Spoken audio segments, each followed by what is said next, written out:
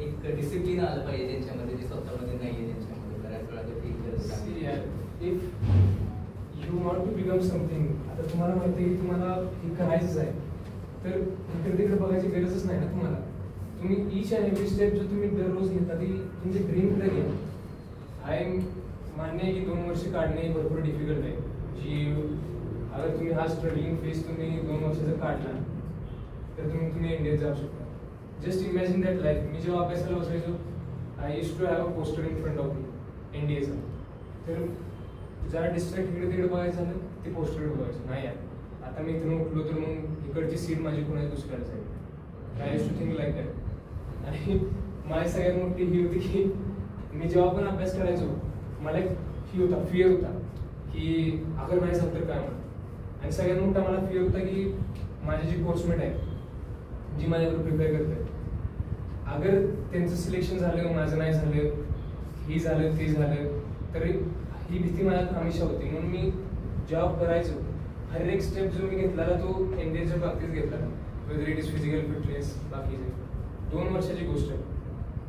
परत तुम्ही जी life enjoy कराल ना, आता माझ्या बोलण्यावरून तुम्हाला कळणार नाही की काही लाईफ असते डिफेन्सची, पण जेव्हा तुम्ही डिफेन्समध्ये स्वतः येता मग तुम्हाला कळतं की डिफेन्सची लाईफ अशी असते.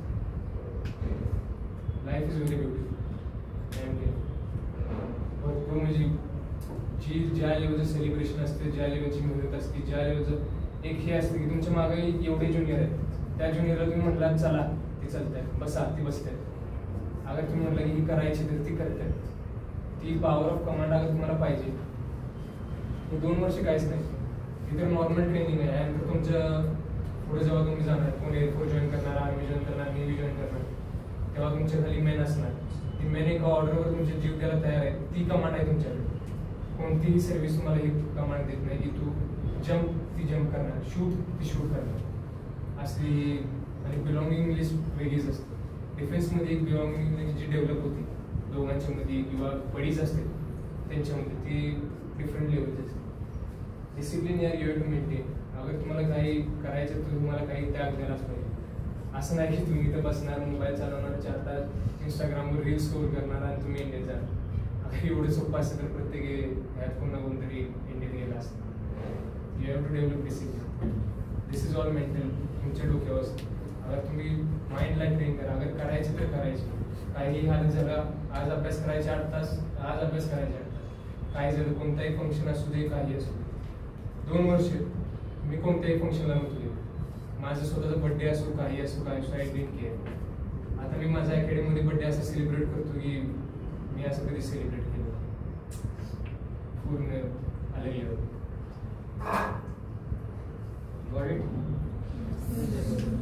सॅक्रिफाईस करावं लागतील ना.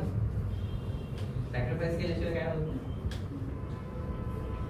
Any more questions? एसएसबीला मेन पर्सनॅलिटी डेव्हलपमेंट लागते ना. एसएसबीला पर्सनॅलिटी डेव्हलपमेंट असते.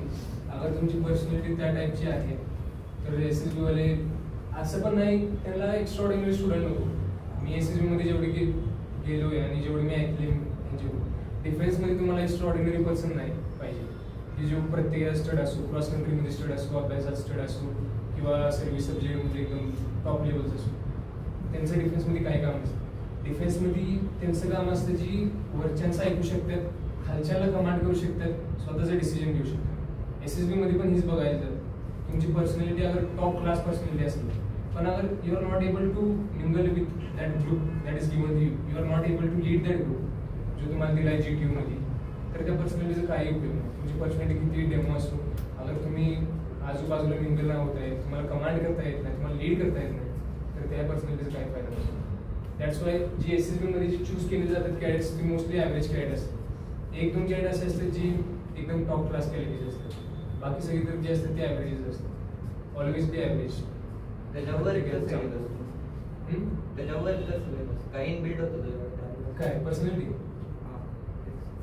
ग्रुपला कमांड करणं. पर्सनॅलिटी तुम्हाला आतापासून इनिशिएटिव्ह घेतलं पाहिजे की तुमचा अगर फ्रेंड सर्कल असेल त्यात तुम्ही स्मॉल वगैरे आता जी पीपल विथ सेम माइंडसेट अगर तुमच्या बाजूला आहे you can easily crack it. आता तुम्ही एक सेम माइंडसेट असेल तुमच्या आजूबाजूच्या मित्रांचा तर ते तुम्ही ॲज अ ग्रुप बसू शकता.